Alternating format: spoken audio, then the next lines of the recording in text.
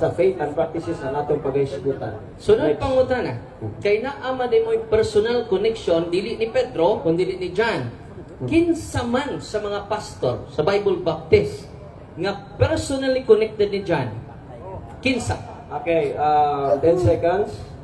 10 seconds kay naifalasi ang question.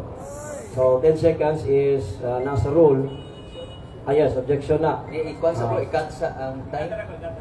Cut lang ang time. Okay, 10 seconds objection kay dili nganong ma-personal man ta nga naa man taron mga panahuna.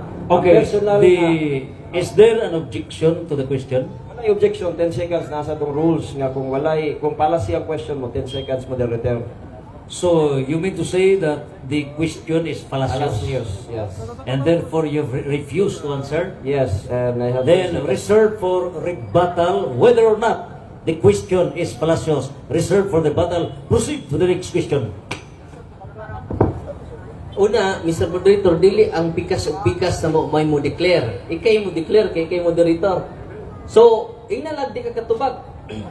Kay amo declare fallacious, dili siya, dili ako. Mabuto na itay moderator. Wala na tay moderator rin eh.